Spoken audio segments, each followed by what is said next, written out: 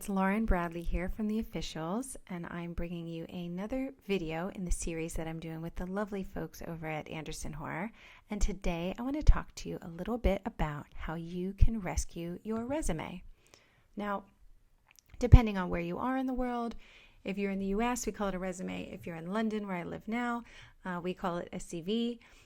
You can call it whatever you like, but for the purpose of this video, I'm going to call it a resume because rescue your resume just rolled off the tongue, and so that's what I'm going to be calling it. I've thrown in a slide in here because today you're not going to see me in this video, but I've thrown in a picture of me wistfully looking off into the distance, probably thinking about spa days and puppies, which I often am, or Harry Potter. And I put in here some information about me because I've been doing these videos for a while now, and I wanted to help you get to know me a little bit better. I am an award-winning assistant. I have been doing this for over 10 years. I started The Officials back in 2015, and it has snowballed out of control since then. It started as a small community. Then I added coaching, and now we're adding courses, which are launching later this month. And so now I just want to get straight into my 3 tips. Now, I have so many tips. I have so many tips that I've just written about 100 pages of content on what I know about how to get the job and the information and tips I can transfer to you. However, I had to pick 3 tips. And so I wanted to pick ones that aren't too overwhelming for you. So let's start with recommendations. So this was actually a tip that was given to me when I first started my career over a decade ago with Hoare. Someone in the Hoare office was helping me with my resume, and they said that they had started to see some resumes come in with a recommendation at the top because I was struggling with summary. I actually hate summaries at the top of resumes only because I struggle with writing them, and I find a lot of them come out sounding really stale and generic. Excels in managerial roles, and it's like I want to talk in plain English, and so I really have a hard time with that. So I really loved this recommendation idea, and so I took a recommendation I had on LinkedIn, plopped it at the top, and I swear to you, this is one of the best pieces of advice I've ever had in my life, because I actually applied for a job that was had over 400 applicants, and I fully believe because I had a recommendation at the top, coupled with my experience and a clean and professional resume, that I was plucked as one of the few people brought in for an interview. And then I'm very good at interview, which is more information I'll pass to you at another time in another video. And this was able to get me in the door because your resume is a piece of paper. It is a document that speaks for you when you cannot speak for yourself. So it has to be right. It cannot have mistakes on it. It can, especially for an assistant or an admin, it cannot have grammatical errors. It has to be consistent. It cannot have too many different fonts. It can have different sizes. It can have weird spaces. It really needs to be clean and concise. And what they're looking for, really, a potential employer is looking on how to eliminate you. Because if they have a lot of applicants, they need to wean that pile down. And so instead of looking for the needle in the haystack, what they're doing is removing every piece of straw before they get and find that needle. So don't give them a reason to think you are a piece of straw. So the reason why recommendations are so fantastic is because this whole document is you speaking about yourself. And sometimes we're not the best at tooting our own horns. And that's why it's always great to have several people look at your resume before it goes anywhere. But to have a recommendation at the top where someone is singing your praises and already shouting about you before you've even walked out into the door for an interview is a fantastic way to really stand out. So this is how I recommend that you go about getting these recommendations, is go on LinkedIn and look at your connections and find out who you would really love to get a recommendation from. Now, experts say you should have anywhere between 5 to 15. My rule is that you just get as many as you can. And then write them a recommendation first. And then it is common LinkedIn etiquette that you then return the favor and write a recommendation back. You can then take the most appropriate, best ones and put them at the top of your resume, depending on what kind of job you're applying for. You can then swap them out. So if it's an office management role, maybe somebody's quoted about how good you are at facilities management or refurb. If it is about executive assistant, maybe it's how well you were at booking travel and being a gatekeeper. But that is, the more recommendations you have, the more options you have. So that is recommendation. That is my tip number 1, recommendations. So tip number 2 is create a master resume. So I've actually been helping a lot of people lately with their resumes and their CVs. And the thing I'm coming across the most is that they get confused on which version of what they have. So I always recommend starting with a master. So start with a blank piece of paper and just start filling in everything you've ever done. This could be, and especially if you don't have very much experience, if you've worked for your family business, you can twist that and change it so that it, I shouldn't say twist, you can spin it and say it in the right way that it looks like it is relevant experience for the job they were applying for, because it was. If you were working in your family business or you're a waitress, it teaches you about customer management. It teaches you about how to run a business, gives you business acumen. There are ways, instead of just saying, I serve tables out of university, then there are other ways to get creative and say it. So I want you to put all of that information in one big master resume and then save that. And the way I always save it, the naming convention I use is year, month, day, first name, last name, resume. So mine would be for today, it's the 5th of September 2019. So I would start with 19, 09 for the month, 05 for the day. And that way when I save new versions, they will be in chronological order. So the next day would be 19, 09, 06, because tomorrow would be the 6th. Lauren Bradley resume. And then from there, and then I would call it Lauren Bradley resume master. I would never really send out the master, but I would send out a then cut down bespoke version that I have tailored to the role that I'm applying for. And just to give you an extra little tip in here, this is actually this Amelia Stanford resume is one that I found on canva.com. Canva is a fantastic app. If you go to canva.com, you can sign up. It is a free application. I will link to it below. And I also link to it in a blog about like my favorite tech that I use. I love Canva. It comes with all these recommendations. This whole presentation is a Canva template, a free template that they give. They give lots of stock photography that is free and lovely templates, and they've got tons of resume templates in there. Now, I am not a fan of a lot of them because they're really busy, and I am more of a fan of the traditional but sort of more contemporary looking resumes. I'm very much a big fan of the black and white resumes. This with that little splash of mint green in it, I thought was just enough to make it pop. But there are a lot that put a lot of information on the side, and sometimes that's good, that's all right, especially if you can somehow make your resume a one-pager.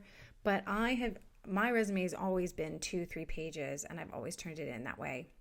I think 4 pages is getting a bit excessive. It depends on how senior the role is. I think if it's a very senior role, then you can turn in more and more pages. But I don't think you should be scared of having a 2-3 page resume. That's personally my experience.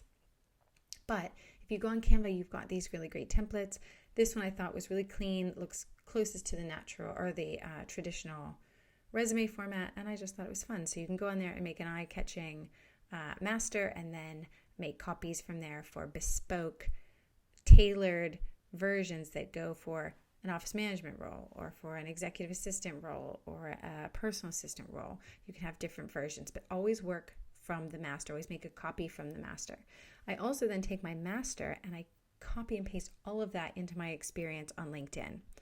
So in the bottom of my resume, I actually put, for more information, see my LinkedIn profile. And then I put the bespoke URL for my LinkedIn profile. Now, LinkedIn by default gives you one that will have like a bunch of numbers and letters and gibberish, but you can actually change that to say like Lauren Bradley assistant or whatever you want. That it's actually something that's easier to remember and more tailored to you.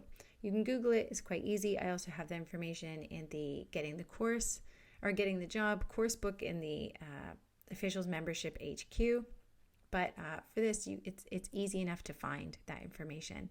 And so I keep LinkedIn as my master as well. I want them to be able to look at my CV, my resume, want to know more about me. And if they want to learn more, they can then go to my LinkedIn profile and find the master. Okay, so my next bit of advice is measurements that matter. So when you're creating your resume, try and think of any measurables. Things like, you can even piggyback on the company's measurables. If you worked for a startup that just received a big some seed funding of 100 million to 20 million of whatever, how much revenue it makes. Maybe it was the best profit year it's ever had. Piggyback on the company's success because you helped contribute to a very successful company. In here, in this example, I've put that this person was a culture keeper for a booming $60 million startup with 65 employees. You could take how many employees, you could take how many people you managed, how many, maybe you did a lot of social events, you were doing two a month, so you were planning 24 a year with 2 major events with the holiday party and the summer picnic, something like that, with a budget of 100,000, like any numbers that you can think of that will measure your success, drop them in there. I also put in one here that says redirected a refurb project that was on track to cost 100,000 or 100K, and despite the company's desire to break the lease in only 2 years, and found a new contractor, and the project is now on track to cost under 35,000. And so actually that's a real thing that I did, but it is a real measurable. It wasn't just did an office refurb or worked with contractors to refurbish the office or renovate the office or whatever. It is actual numbers that they can see, and people understand numbers and they are much more impressive compared to someone that's not going to have these types of numbers in their resume. So get creative and figure out ways to measure your success. Also make sure that these types of things are higher up in your list of bullet points. The most impressive things are at the top. I find I've been helping a lot of people with their resumes lately, and what I'm finding is they're listing a lot of tasks, opened posts, in charge of deliveries. It's a lot of just general administrative duties, and we are so much more than that. I think that could be definitely argued that we are so much more, no matter what your role is. Even if you're a receptionist, if you're an office manager in a local dentist's office, we are more than just the person that sits there at the front and pushes the paper. We are confidants. We are a safe pair of hands. We implement new organizational systems that can make everybody 20% more productive. Like those types of numbers you need to be putting in there, and you need to be putting those at the top. Put the most impressive things that you've done at the top of your lists of experiences or responsibilities for each role. At the bottom, I usually have one last bullet that says general administrative duties, including travel booking, post and mail, ordering supplies, just so that the keywords are in there. But and it shows that you did do that. But that's kind of much of a muchness. Everybody does that. Everyone kind of has that a part of their role, especially as admins or assistants. And a bit of that kind of stuff, report writing. Now, if you had something really interesting, maybe about how much travel you booked, you worked for 6 principals, You save the company money by enrolling them in a special, getting everyone on BA Amex cards. And so then you were able to pool all of the frequent flyer miles that then saved the company $100,000 or whatever, because everyone was stealing their own miles instead of the company owning the miles, something like that.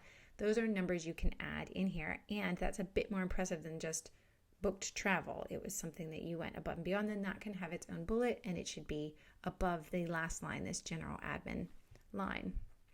So those are my 3 tips. And I think if you start there, I have so many more tips I can't even tell you, and they're all inside the Officials membership site. It is launching this month, and I just wanted to tell you a little bit about that. So if anyone is interested out there, they can sign up now at jointheofficials.com to get on the waiting list. Once you join, inside you'll get access to the course library. New courses will be added each month. When we launch, it will be Getting the Job course will be in there, and then we are adding Productivity with Trello. I'm looking right now at a list that has over 100 different courses on it that we are developing and will be added. New ones will be added each month, and you have access, free range to all of those. Each one comes with videos, course books, engaging material, downloadable cheat sheets and templates to share. We also, in the membership site, offer a mentorship program quarterly where I mentor assistants and admins. We ran the first program earlier this year, and it was so amazing. I was crying from the incredible feedback that I got back from the program. And really, I'm just out there to help the assistant that I was 10 years ago, that didn't have training, that didn't have experience, that needed someone to guide me. And that's why I created the community, because I needed a community. So also you get a community built into the program. So we have a Slack group and a Facebook group, and there are different channels depending on which course you are on or what kind of role you are, executive assistants, personal private PAs, those types of things. And they're all already built into the program. So if anybody's interested, you can come check it out at jointheofficials.com. But if it's not for you, no big deal. I want you to be happy and do what you need to do. Just keep watching the videos if they're helping you. And I just want to say thank you for your time. If you found any of these tips helpful, please leave a comment. Let me know your thoughts. If you have your own tips, please put them below. I'd love to see them. I'd love to read them. I'd love to interact with you guys. If you think that there is anything in here that was worth sharing, an assistant or an admin out there could use this advice, please share it. Like the video, subscribe to the YouTube channel, and show us some love, because I want to see, are you liking what you're seeing? Do you have any recommendations or requests for what you want to see in the future? Pop it in the comments below. And until next time.